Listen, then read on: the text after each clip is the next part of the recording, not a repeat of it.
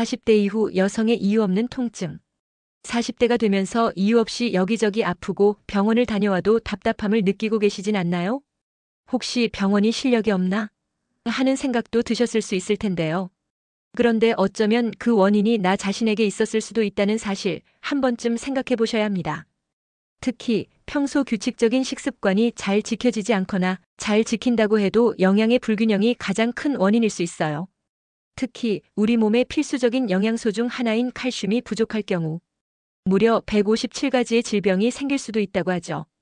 그래서 오늘은 40대 이상 여성이 아프게 되는 원인과 칼슘의 관계에 대해 알아보고 나는 평소 칼슘을 얼마나 효과적으로 섭취하고 있는지도 함께 점검해 보려고 합니다. 더 나아가 내 식단을 어떻게 구성해야 도움이 될 수 있는지에 대해서도 정리해 보는 시간을 마련해 봤어요. 왜 40대 이후에는 칼슘을 더 챙겨 먹어야 할까요? 단순히 골다공증 때문이라고 생각하실 수도 있지만 사실 우리 일상 속에서 겪는 사소하고 불편한 증상들이 바로 칼슘 부족 때문일 수 있다는 사실 알고 계셨나요?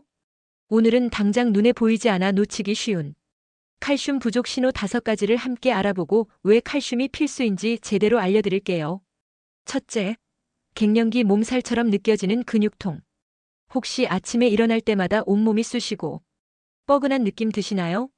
어제 무리한 것도 아닌데 다리가 저리고 아프다고 느끼신다면 칼슘 부족을 의심해 볼 필요가 있습니다. 많은 분들이 칼슘은 뼈만 튼튼하게 한다고 생각하시는데요. 사실 칼슘은 우리 몸의 근육 수축과 이완에도 필수적인 역할을 합니다. 특히 40대 이후 여성은 여성 호르몬 감소로 인해 칼슘 흡수율이 급격히 떨어지면서 칼슘 부족이 심해지기 쉽습니다. 이 때문에 근육 경련이나 근육통, 온몸이 붓고 쑤시는 증상이 잦아질 수 있죠. 이런 증상들이 나타나면 흔히 갱년기 몸살로 착각하기 쉽지만 사실은 근육이 제 기능을 못하고 있다는 신호입니다. 실제로 국내 만성 전신 통증 환자가 14%에 달하며 이 중 섬유근육통으로 진료를 받는 환자만 연간 7만 명에 이릅니다. 특히 여성이 남성보다 2배 이상 많은 것으로 알려져 있는데요. 이런 근육 관련 통증이 지속된다면 정형외과나 재활의학과를 찾아 상담받아 보시는 것이 좋고 평소 꾸준한 칼슘 섭취를 통해 이런 불편한 증상들을 미리 예방하고 활기찬 하루를 시작할 수 있습니다. 둘째, 자꾸만 이가 시리고 약해지는 치아. 건강하던 치아가 갑자기 시리거나 흔들리는 느낌이 들 때가 있죠. 충치도 없는데 왜 이럴까요? 바로 우리 몸의 숨은 뼈인 치아가 보내는 경고일 수 있습니다. 뼈와 마찬가지로 치아 역시 칼슘으로 이루어져 있어요. 몸속 칼슘이 부족해지면 잇몸뼈가 약해지면서 치아가 시리고 음식물을 씹을 때 불편함을 느낄 수 있습니다. 단순히 노화 때문이라고 생각하고 넘겼다가 나중에 후회할 수 있어요. 평소와 다른 치아 상태를 느낀다면 단순히 치과 검진만 받을 게 아니라 칼슘 섭취가 충분한지 점검해 볼 필요가 있습니다. 건강한 치아는 맛있는 음식을 즐기는 기쁨과 직결되니까요. 실제로 2023년 기준 치은염 및 치주 질환으로 병원을 찾은 환자 수가 2천만 명에 육박했다고 하니 이 문제는 정말 많은 분들이 겪고 있는 증상입니다. 이런 증상이 있다면 반드시 치과에 방문하셔서 잇몸 건강과 치아 상태를 점검받아 보세요. 참고로 몸속 칼슘 수치는 건강검진 시 피검사를 할 때 추가 요청하면 확인할 수 있답니다. 셋째, 밤에 자주 깨는 불면증과 예민함. 밤에 잠을 설치거나 작은 일에도 쉽게 짜증이 나고 불안감을 느끼시나요? 이 또한 칼슘과 깊은 관련이 있습니다. 칼슘은 단순히 뼈와 치아에만 존재하는 미네랄이 아니라 우리 몸의 신경세포 기능을 조절하고 신경을 안정시키는 데 중요한 역할을 합니다. 칼슘이 부족해지면 신경 전달이 원활하지 않아 예민해지기 쉽고 근육 경련 등으로 인해 수면의 질이 떨어져 불면증을 겪을 수도 있어요. 2024년 기준 수면장애로 진료받은 인원이 124만 명을 넘어섰고 그중 50대 이상이 대부분을 차지한다고 합니다. 충분한 칼슘 섭취는 몸을 편안하게 이완시켜 숙면을 돕고 정서적인 안정감을 찾는 데도 큰 도움이 됩니다. 불면증이 심할 경우 정신건강의학과나 수면 클리닉을 방문해 전문가의 도움을 받는 것도 좋은 방법입니다.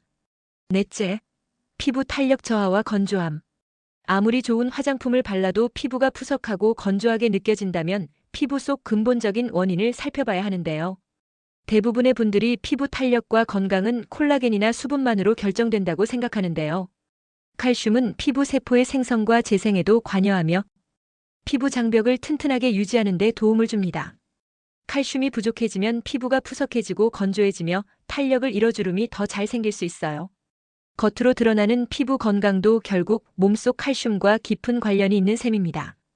특히 아토피 피부염 등 만성적인 피부 질환으로 고통받는 분들이 많은데 2023년 기준 아토피 피부염 환자만 약 97만 명에 달한다고 합니다.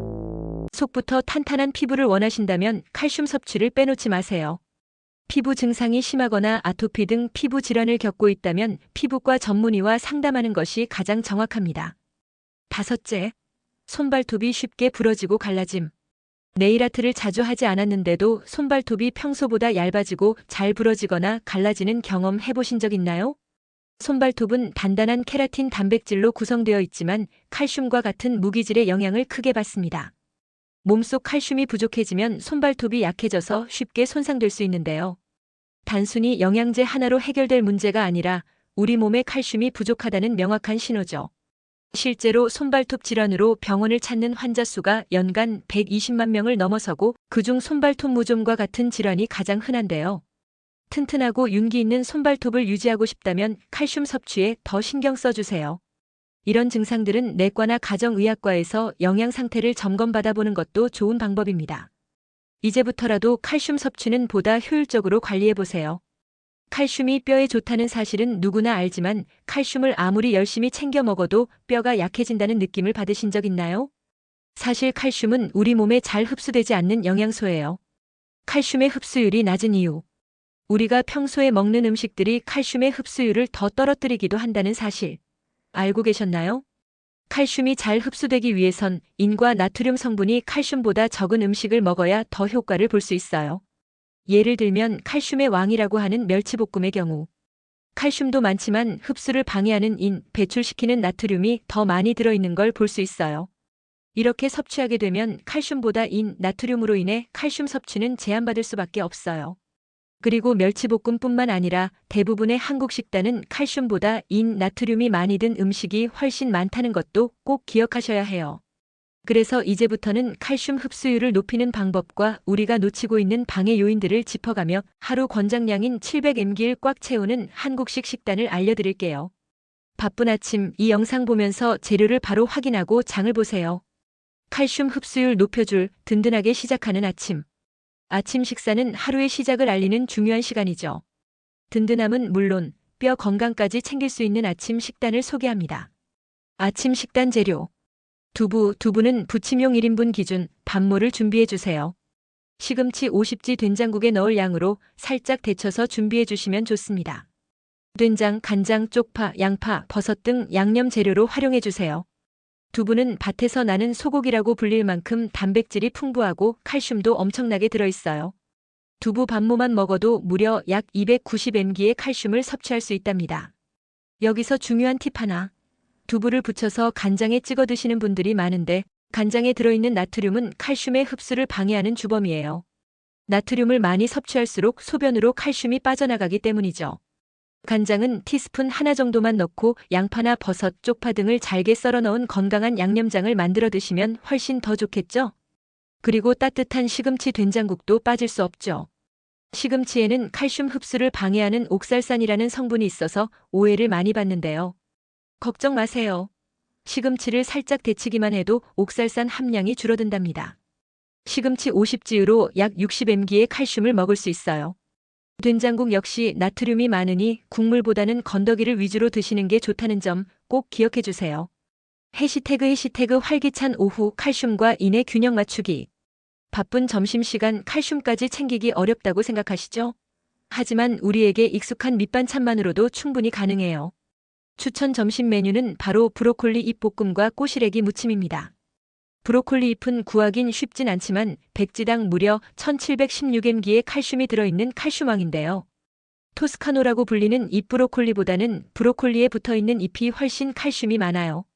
브로콜리 잎은 50지만 먹어도 하루 필요 칼슘의 절반은 보충이 될 수 있답니다. 그리고 중요한 것 한 가지. 바로 인 성분입니다. 이는 뼈와 치아를 구성하는 중요한 영양소이지만 너무 많이 섭취하면 칼슘의 흡수를 방해하고 오히려 칼슘을 뼈에서 빼내는 역할을 하기도 해요. 이는 가공식품이나 탄산음료에 많이 들어있으니 브로콜리 잎처럼 자연 그대로의 식품을 섭취하는 것이 좋습니다. 그리고 꼬시래기 무침도 정말 좋은 식품인데요. 꼬시래기 백지에 약 630mg의 칼슘이 들어있는 고칼슘 식품입니다. 꼬시래기 백지에 약 630mg의 칼슘이 들어있는 고칼슘 식품입니다. 편안한 저녁 칼슘과 비타민 D의 시너지. 하루의 마무리를 하는 저녁 식사는 조금 더 신경 써서 칼슘의 흡수율을 극대화해 볼까요?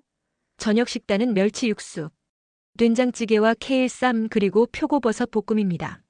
멸치 육수로 끓인 된장찌개는 깊고 시원한 맛에 칼슘까지 덤으로 얻을 수 있는 최고의 메뉴죠. 멸치 육수 자체에 약 100mg의 칼슘이 녹아 있어요.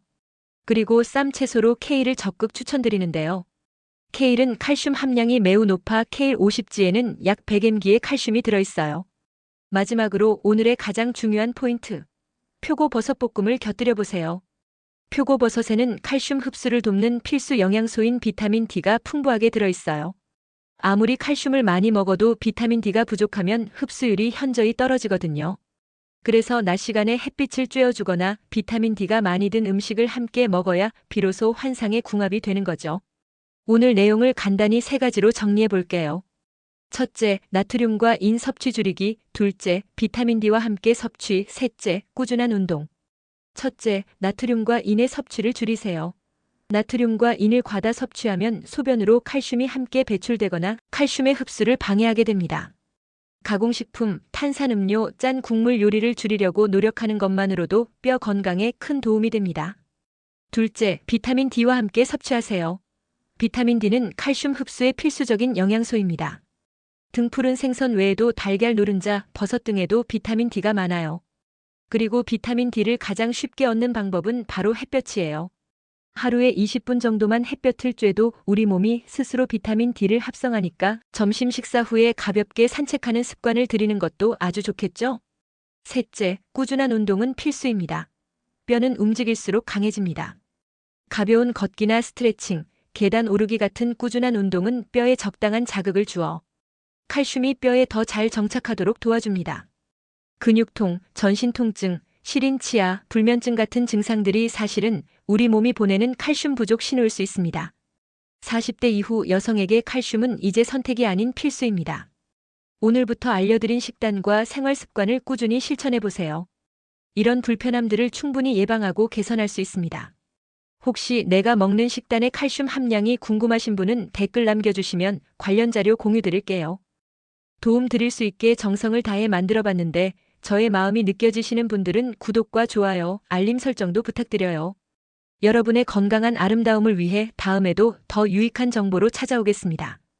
그리고 제 블로그인 백세에도 팔팔하게를 통해 더 많은 건강 정보도 만나보실 수 있어요. 다음 영상으로 찾아뵐게요. 조금만 기다려주세요.